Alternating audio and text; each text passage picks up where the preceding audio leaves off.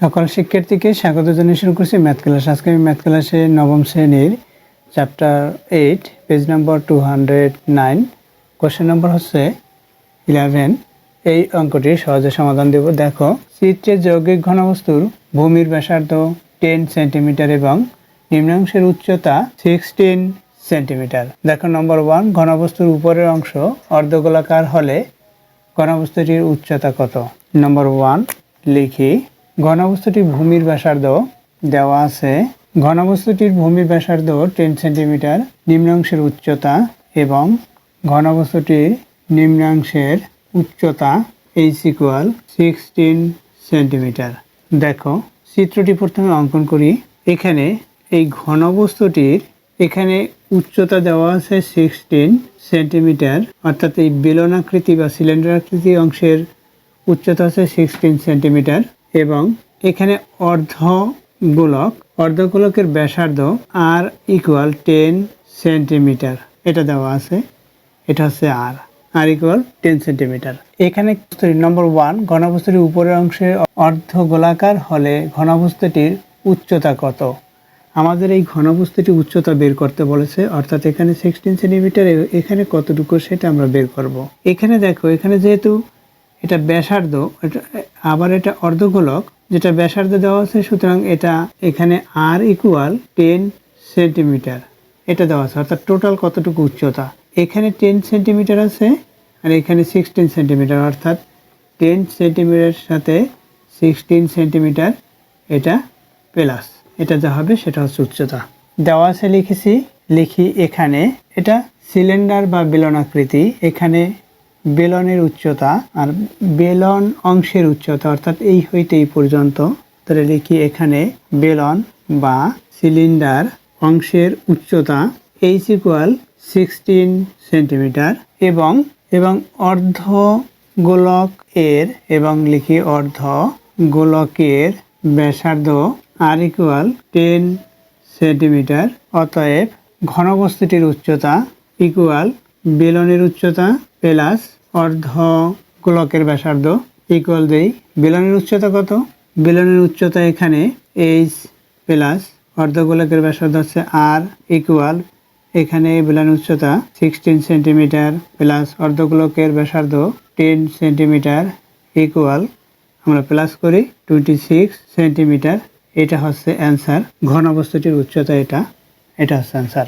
অর্থাৎ আমরা এই বেলন বা সিলিন্ডার এই পর্যন্ত উচ্চতা পেয়েছি 16 সেন্টিমিটার। আবার এটা অর্ধগোলক, সুতরাং এর ব্যাসার্ধ হচ্ছে এই পর্যন্ত দূরত্ব, অথবা এই পর্যন্ত দূরত্ব, এটার যে উচ্চতা এবং এই পর্যন্ত যে দূরত্ব আমরা পেয়েছি এটা হচ্ছে 10 সেন্টিমিটার।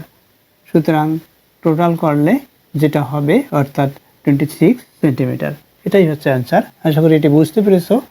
এরপর দেখো নম্বর 2, এখানে ঘনবস্তুটির উপরের অংশের ক্ষেত্রফল নির্ণয় করো। অর্থাৎ আমরা এই উপরের অংশটুকুর শুধু ক্ষেত্রফল নির্ণয় করব। তাহলে দেখো নম্বর 2, তাহলে লিখি নম্বর 2, এখানে ঘনবস্তুটির উপরের অংশের ক্ষেত্রফল, শুধুমাত্র আমরা এই উপরের অংশ অঙ্কন করব। এই উপরের অংশের r হচ্ছে 10 সেন্টিমিটার। এখানে এই উপরের অংশে আমরা ক্ষেত্রফল নির্ণয় করব। আমি উপরের অংশ অঙ্কন করলাম। এরপর দেখো এই যে পৃষ্ঠা, এই অর্ধগোলকের, তাহলে দেওয়া আছে ঘনবস্তুটির ভূমির ব্যাসার্ধ r = 10 সেন্টিমিটার। এখানে এই পর্যন্ত দূরত্ব, অর্থাৎ এই কেন্দ্র থেকে এই পরিধি পর্যন্ত দূরত্ব হচ্ছে 10 সেন্টিমিটার। সুতরাং এখানেও পরিধি পর্যন্ত দূরত্ব হবে 10 সেন্টিমিটার। তাহলে আমরা জানি সূত্রটি, আমরা জানি, এরপর লিখবো। তাহলে দেওয়া আছে এটা লিখলাম। তাহলে লিখি, আমরা জানি গোলকের পৃষ্ঠতলের ক্ষেত্রফল বা গোলকের ক্ষেত্রফল বা গোলকের পৃষ্ঠতলের ক্ষেত্রফল বা গোলকের ক্ষেত্রফল 4πr² বর্গ একক। এটা আমরা জানি। গোলকের পৃষ্ঠতলের ক্ষেত্রফল, অর্থাৎ গোলকটি এভাবে করে এর পৃষ্ঠতলের ক্ষেত্রফল আমরা জানি 4πr²। এটা সম্পূর্ণ পৃষ্ঠের ক্ষেত্রফল বা পৃষ্ঠতলের ক্ষেত্রফলের অর্ধেক কি হবে?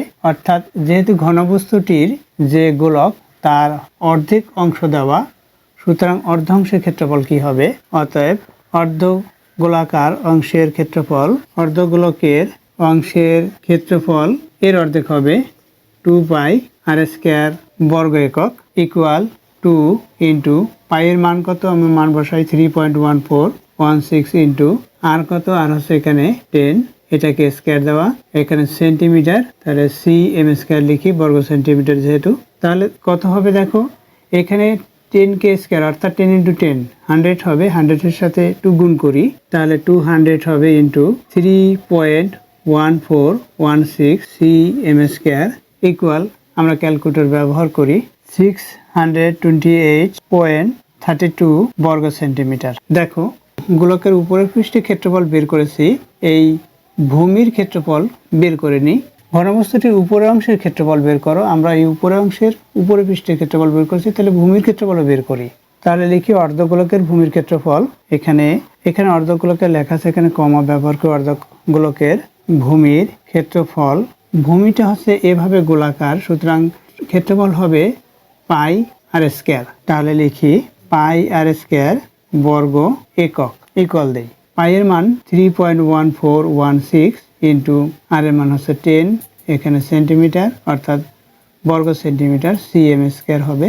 এখন দেখো এখানে 10k স্কয়ার অর্থাৎ 100 দিয়ে এটাকে গুণ করি, তাহলে কি হবে, এখানে অর্থাৎ 314.16 সেন্টিমিটার বর্গ সেন্টিমিটার হলো।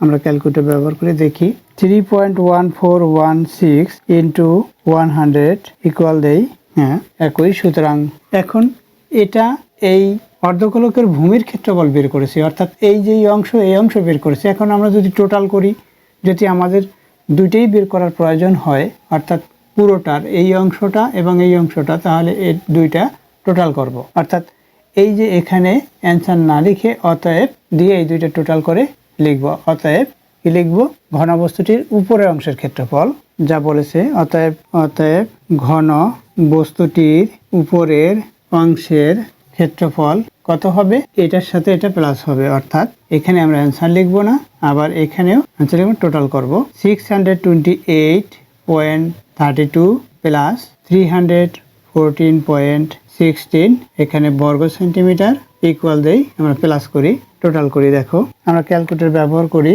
প্লাস 628.32 ইকুয়াল, আমরা লিখি 942.48 বর্গ সেন্টিমিটার, এটা হবে অ্যান্সার। দেখো যদি আমরা এই অর্ধগোলকের ভূমির যে অংশটুকু তার ক্ষেত্রফল যদি টোটাল করি, তখন এটা হবে অ্যান্সার। আর শুধুমাত্র যদি উপরের পৃষ্ঠের ক্ষেত্রফল বের করি, তখন এটা হবে অ্যান্সার। তাহলে আমাদের এই উপরের যে অংশটুকু অর্ধগোলাকার, সেটা এখান থেকে কেটে নিয়ে এইভাবে অঙ্কন করে আমাদের বের করতে হবে। আশা করি বুঝতে পেরেছো কিভাবে করতে হবে। এরপর দেখো নম্বর 3, দেখো যেহেতু 3 নম্বর করতেছি, সুতরাং এখানে 3 দেই। এখানে দেওয়া আছে ঘনবস্তুটির ভূমির ব্যাসার্ধ আর ইকুয়াল এত 10 সেন্টিমিটার এবং নিম্নাংশের উচ্চতা অর্থাৎ বেলনের উচ্চতা, বেলন বা সিলিন্ডার নিম্নাংশের লিখি, নিম্নাংশের উচ্চতা এইচ ইকুয়াল এখানে 16 সেন্টিমিটার। প্রথমে চিত্রটি অঙ্কন করি। দেখো এখানে চিত্রটি, এটা এভাবে চিত্রটি দেওয়া আছে, এখানে আবার ব্যাসার্ধ আর ইকুয়াল এখানে 10 সেন্টিমিটার, অর্থাৎ এই থেকে এই পর্যন্ত যে দূরত্ব বা উচ্চতা, এটা হচ্ছে 10 সেন্টিমিটার, এখানে 10 সেন্টিমিটার আমরা লিখতে পারি, এখানে আর ইকুয়াল 10 সেন্টিমিটার হলো। এখানে যে বেলন, এই বেলনটির দেখো এর উচ্চতা হচ্ছে 16 সেন্টিমিটার, তাহলে এখানে বেলনের এখানে ব্যাসার্ধ কত, আর ইকুয়াল 10 সেন্টিমিটার, তাহলে উচ্চতা আমরা পেয়েছি, ব্যাসার্ধ পেয়েছি, সবই দেওয়া আছে। তাহলে এরপর দেখো নম্বর কোশ্চেন 3-তে ঘনবস্তুটির সমগ্রতলের ক্ষেত্রফল কত। ঘনবস্তুটির সমগ্রতলের ক্ষেত্রফল, তাহলে এখানে বেলনের ক্ষেত্রফল সমগ্রতলের ক্ষেত্রফল হবে এবং অর্ধগোলকের ক্ষেত্রফল হবে, অর্ধগোলকের পৃষ্ঠের যে ক্ষেত্রফল সেটা হবে। তাহলে লিখি, আমরা জানি এটা বেলন বা সিলিন্ডার আকৃতি, তাহলে লিখি বেলনের সমগ্রতলের ক্ষেত্রফল ইকুয়াল, দেখো সমগ্রতলের ক্ষেত্রফল হচ্ছে এইখানে এই যে বক্রপৃষ্ঠে এটার ক্ষেত্রফল এবং দুই প্রান্তের, অর্থাৎ এই দুইটা প্রান্ত এর যে বৃত্ত এটার ক্ষেত্রফল প্লাস হলো। তাহলে লিখি বক্রপৃষ্ঠের ক্ষেত্রফল প্লাস দুই প্রান্তের ক্ষেত্রফল ইকুয়াল দেই। বক্রপৃষ্ঠের ক্ষেত্রফল কি, এই বক্রপৃষ্ঠের ক্ষেত্রফল হচ্ছে 2 পাই আর এইচ, 2 পাই আর এইচ বর্গ একক প্লাস দুই প্রান্তের ক্ষেত্রফল, অর্থাৎ দুই প্রান্ত কি আকৃতি, এখানে বৃত্ত আকৃতি, বৃত্তের ক্ষেত্রফল কি পাই আর স্কয়ার তাহলে দুই প্রান্তের ক্ষেত্রফল এই প্রান্তের ক্ষেত্রফল হচ্ছে 2πr², এটা হবে অর্থাৎ πr² প্লাস πr²। এখানে বর্গ একক। দেখো এখানে এই যে একটা প্রান্ত, এই প্রান্ত ক্ষেত্রফল বের করতে হবে। এখানের এই প্রান্ত, এই যে গোলক, এটা দিয়ে এখানে ঢাকা, অর্থাৎ এইখানের প্রান্তর ক্ষেত্রফল বের করার প্রয়োজন হয় না, শুধুমাত্র এই প্রান্তের ক্ষেত্রফলই বের করতে হবে। এটা এভাবে, অর্থাৎ এই অংশটা এইভাবে, যে এর গোলকটার এই বেলনটা মনে করি এভাবে, এই স্থানটা ওপেন, সুতরাং এটাকে যদি এভাবে ঢেকে দেওয়া হয়, একটা অর্ধ গোলকের অংশ দিয়ে যখন ঢেকে দেওয়া হলো, তখন এটার এই প্রান্তের ক্ষেত্রফলের প্রয়োজন হবে না। আবার এই অর্ধ গোলকের এই প্রান্তের ক্ষেত্রফলের প্রয়োজন নেই। আমাদের এই প্রান্তে, এই শেষ প্রান্তের অর্থাৎ এই বেলনের নিচের প্রান্তের এই ভূমির পৃষ্ঠের ক্ষেত্রফল আমাদের বের করতে হবে। তাহলে ভূমির পৃষ্ঠের ক্ষেত্রফল এবং এর বক্রপৃষ্ঠের ক্ষেত্রফল এবং গোলকের এই যে পৃষ্ঠের ক্ষেত্রফল, এটা বের করতে হবে। তাহলে এখানে 2πr² না হয়ে এখানে শুধুমাত্র πr² হবে। আশা করি এটি বুঝতে পেরেছো। এটা সূত্র বিধায় লিখে রাখি, আমরা জানি যেহেতু লিখেছি। এরপর কি, অর্ধগোলকের পৃষ্ঠের ক্ষেত্রফল, এবং গোলকের পৃষ্ঠের ক্ষেত্রফল না লিখে অর্ধ লিখি, শুধুমাত্র অর্ধ গোলকের সমগ্র পৃষ্ঠের ক্ষেত্রফল বা পৃষ্ঠের ক্ষেত্রফল লিখি। অর্ধগোলকের পৃষ্ঠের ক্ষেত্রফল, অর্ধগোলকের পৃষ্ঠের ক্ষেত্রফল, সম্পূর্ণ পৃষ্ঠের ক্ষেত্রফল হবে 4πr²। সুতরাং এখানে 2πr² বর্গ একক হবে, বর্গ একক। তাহলে এটা অর্ধগোলক লিখেছি বিধায় অর্ধেক লিখেছি। যদি গোলকের পৃষ্ঠের যদি বলতাম তাহলে এখানে 4 লিখতাম 2 এর পরিবর্তে। তাহলে দেখো আমাদের এখানে নম্বর 3-তে ঘনবস্তুটির সমগ্র তলের ক্ষেত্রফল কত, অতএব ঘনবস্তুটির সমগ্র তলের ক্ষেত্রফল লিখি। অতএব ঘনবস্তুটির সমগ্র তলের ক্ষেত্রফল ইকুয়াল দেই বেলনের সমগ্র তলের ক্ষেত্রফল প্লাস অর্ধগোলকের পৃষ্ঠের ক্ষেত্রফল। দেখো এখানে লেখা হলো বেলনের সমগ্র তলের ক্ষেত্রফল, অর্থাৎ আমরা এই এক প্রান্ত, বেলনের যে দুইটি প্রান্ত থাকে, এভাবে করে আমরা এই শুধুমাত্র নিচের প্রান্তর, অর্থাৎ নিচের যে ভূমির পৃষ্ঠের সাথে সংযুক্ত এই অংশের ক্ষেত্রফল বের করব। এটার ক্ষেত্রফল আমরা বের করব না, কারণ এটার সাথে, অর্থাৎ অর্ধবৃত্তাকার বস্তুটি এখানে যুক্ত করা। ইকুয়াল দেই বেলনের সমগ্র তলের ক্ষেত্রফল, সূত্রটা এটা জানি, এখানে শুধুমাত্র πr² লিখব। তাহলে কি হবে, 2πrh প্লাস πr² প্লাস এখানে অর্ধগোলকের পৃষ্ঠের ক্ষেত্রফল হচ্ছে 2πr²। এখানে সেন্টিমিটার, তাহলে এখানে ক্ষেত্রফল যেহেতু, তাহলে বর্গ সেন্টিমিটার হলো, অর্থাৎ cm² হলো। এখন দেখো এখানে কত হয়, লিখি 2πrh প্লাস এখানে 3πr², এটা হলো, এখানে একক আছে cm² ইকুয়াল। এখান থেকে আমরা কমন নেব। দেখো কি কমন যায়, পাই আর কমন যায়, এখানে πr², এখানে πr লিখি, πr কমন নিলাম।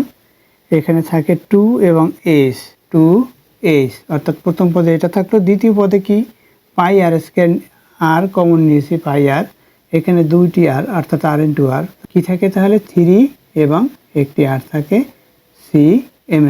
এখন আমরা মান বসাবো, এটার কোনটার কি মান সেটা আমরা বসিয়ে দেই, ইকুয়াল দেই 3.1416 এবং ইন্টু দেই আর এর মান কত, আর ইকুয়াল হচ্ছে 10 সেন্টিমিটার, এরপর ব্র্যাকেট 2 ইন্টু এখানে h কি, এখানে উচ্চতা হচ্ছে h, এখানে 16 সেন্টিমিটার, 16, এরপর হচ্ছে প্লাস সাইন 3 ইন্টু আর এর মান হচ্ছে 10 ব্র্যাকেট cm² হলো, ইকুয়াল দেই।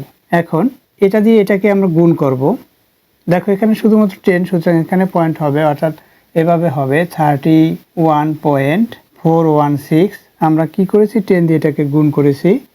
এরপর কি এখানে ব্র্যাকেট দেই, এখানে 2 এর সাথে এই 16 গুণ করি, 32 হলো, এরপর প্লাস সাইন, এই 10 দিয়ে 3 কে গুণ করি 30, এখানে একক কি আছে cm², এটা হচ্ছে রাশি দেওয়া আছে, বর্গ সেন্টিমিটার, এখন আমরা এটা প্লাস করব, এরপর এটার সাথে গুণ করব। প্লাস করি 62 হবে, 62 এর সাথে এটা গুণ করি, আমরা ক্যালকুলেটর ব্যবহার করি। 62 ইন্টু 31.416 ইকুয়াল দেই।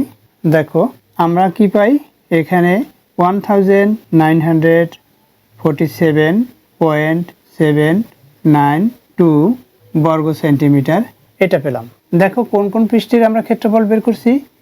এই ভূমির পৃষ্ঠের সিলিন্ডারের যে বা বেলনের যে ভূমি পৃষ্ঠের ক্ষেত্রফল, এই বক্রপৃষ্ঠের ক্ষেত্রফল অর্থাৎ এই দুই সাইডের এই বক্রপৃষ্ঠের ক্ষেত্রফল, এবং এই গোলকের অর্ধগোলক যেটা এর পৃষ্ঠের ক্ষেত্রফল, এই তিনটা আমরা প্লাস করে এটা পেলাম। এটা হচ্ছে অ্যান্সার। আশা করি বুঝতে পেরেছো। এরপর দেখো নম্বর 4। দেখো নম্বর 4 লিখি। নম্বর 4-এ দেখো এখানে কি দেওয়া আছে, ঘনবস্তুটির আয়তন নির্ণয় করো। এই ঘনবস্তুটির আমরা আয়তন নির্ণয় করব। দেখো আমরা ঘনবস্তুটি অঙ্কন করি। এখানে এই বেলন বা সিলিন্ডার আকৃতির অংশের উচ্চতা হচ্ছে এখানে 16 সেন্টিমিটার। এখানে ব্যাসার্ধ অর্থাৎ এই হইতে এই পর্যন্ত এটা দেওয়া আছে ব্যাসার্ধ আর ইকুয়াল 10 সেন্টিমিটার। এখানে 10 সেন্টিমিটার ব্যাসার্ধ।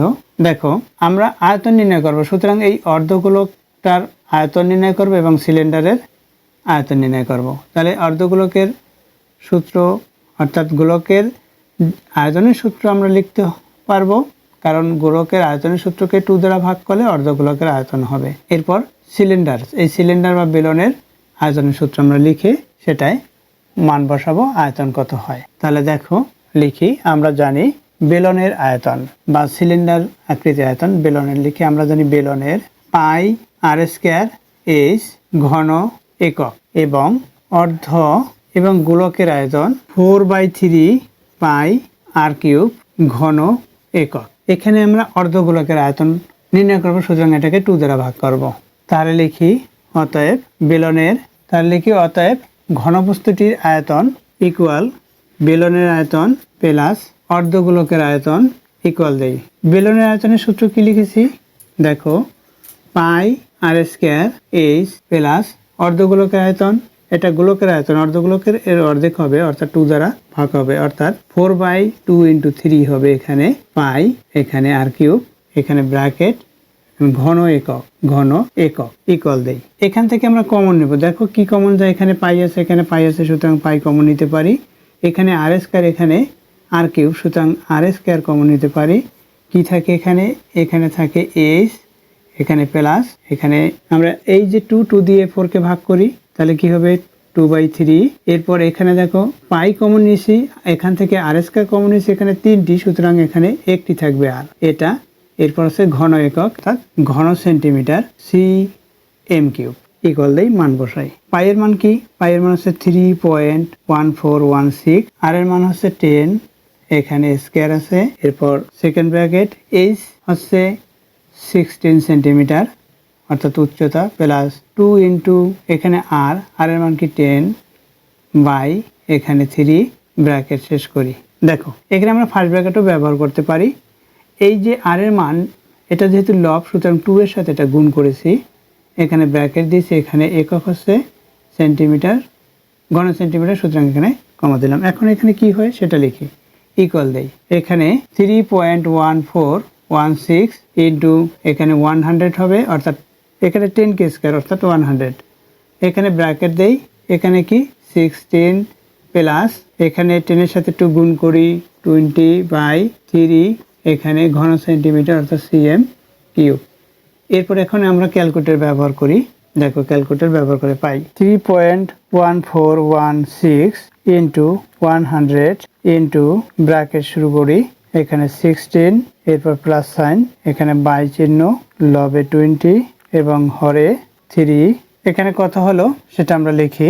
দেখো 7120.96 cm³ অর্থাৎ ঘন সেন্টিমিটার, এটা হলো আয়তন, এটা হচ্ছে অ্যান্সার। দেখো এখানে ঘনবস্তুটির আয়তন নির্ণয় করতে বলছে, সুতরাং ঘনবস্তুটির আয়তন এটা হচ্ছে অ্যান্সার। আশা করি বুঝতে পেরেছো। এতক্ষণ ম্যাথ ক্লাসের সাথে থাকার জন্য সকলকে ধন্যবাদ জানিয়ে আজকের মতো বিদায় নিচ্ছি।